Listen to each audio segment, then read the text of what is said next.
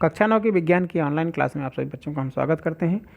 हम अपने पाठ्यक्रम में चौथा अध्याय परमाणु की संरचना पूरा पढ़ चुके हैं और आज इस पूरे अध्याय का हम रिवीजन करेंगे कि हमने इस अध्याय में क्या क्या पढ़ लिया है, मतलब आपने क्या क्या सीखा।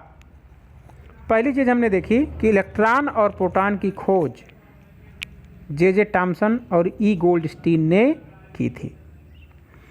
जे टॉमसन ने यह प्रस्तावित किया था कि इलेक्ट्रॉन जो है वह धनात्मक गोले में धंसे हुए होते हैं। जब परमाणु मॉडल हम पढ़ रहे थे वहाँ पे हमने यह देखा था कि जो अलग अलग तरह के परमाणु मॉडल दिए गए थे उसमें से टॉमसन का जो परमाणु मॉडल था उसमें यह बताया गया था कि प्रोटॉन जो है वह एक धनावेशित भाग होता है किसी भी परमाणु का, और इलेक्ट्रॉन जो है उसी गोले में धंसे रहते हैं। उसके बाद हमने देखा कि रदरफोर्ड के अल्फा कणों का प्रकीर्णन का जो प्रयोग था उसके बारे में हमने पढ़ा और उससे परमाणु के नाभिक की खोज हुई, केंद्रक की खोज हुई।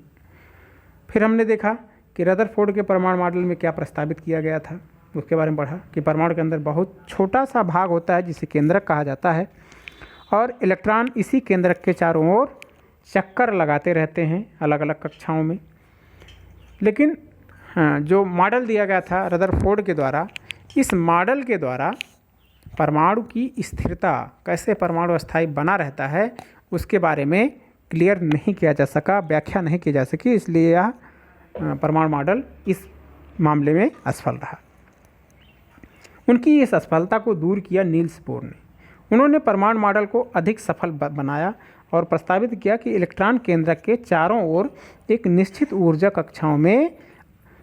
ऊर्जा के साथ अलग अलग कक्षाओं में वितरित होते हैं। इसे हम इलेक्ट्रॉन की विविक्त कक्षा के नाम से जानते हैं। अगर परमाणु की सबसे बाहरी कक्षाएं भर जाती हैं तो परमाणु स्थिर होगा और कम क्रियाशील रहेगा। जेम्स चैडविक ने परमाणु के अंदर एक नए अपरमाणु कण न्यूट्रॉन की उपस्थिति का पता लगाया और इस तरह कुल 3 अपरमाणु कण परमाणु के भीतर पता चले, एक इलेक्ट्रॉन, दूसरा प्रोटॉन, तीसरा न्यूट्रॉन। तीनों कणों में अगर देखा जाए तो इलेक्ट्रॉन जो है वह ऋणावेशित होता है, प्रोटॉन धनावेशित होता है और न्यूट्रॉन पे कोई आवेश नहीं पाया जाता है। द्रव्यमान की बात करें तो इलेक्ट्रॉन का द्रव्यमान हाइड्रोजन परमाणु के द्रव्यमान का 1/2000 गुणा होता है।